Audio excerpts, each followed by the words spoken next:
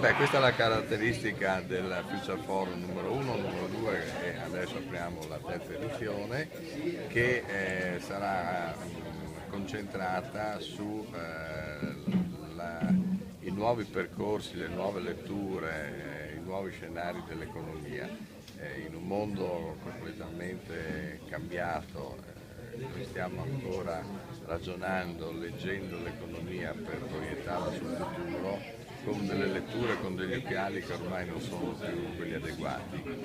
E in questa edizione abbiamo voluto coinvolgere dei giovani economisti provenienti da varie parti dell'Europa, dalla Francia, dall'Inghilterra, oltre chiaramente dal nostro paese, dalla nostra regione, per cercare di capire quali possono essere degli stimoli, soprattutto di carattere culturale, per affrontare quelli che sono i nuovi scenari economici che stanno davanti a noi e che sono completamente diversi da quelli del passato.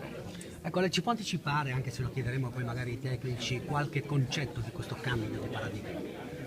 Ma è molto semplice, vi faccio degli esempi. Noi abbiamo un'economia completamente modificata,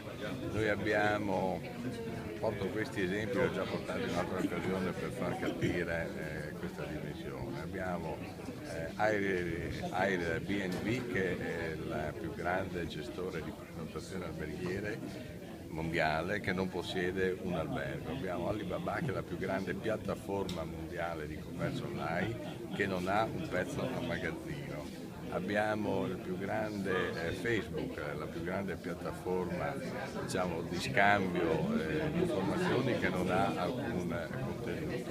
E di questi casi ne possiamo citare moltissimi, che rappresentano delle nuove frontiere di economie che sono completamente diverse dal passato, diverse dal concetto, chiamiamolo fordista, della fabbrica, dei lavoratori e quant'altro.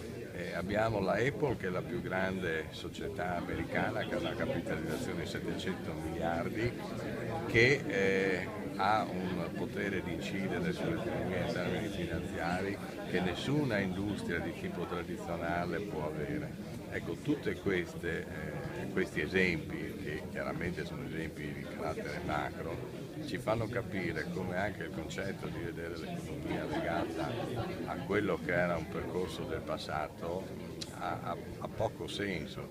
E bisogna anche capire quanto incide nella nuova economia la modifica degli aspetti sociali, degli aspetti psicologici, degli aspetti sul welfare e quant'altro.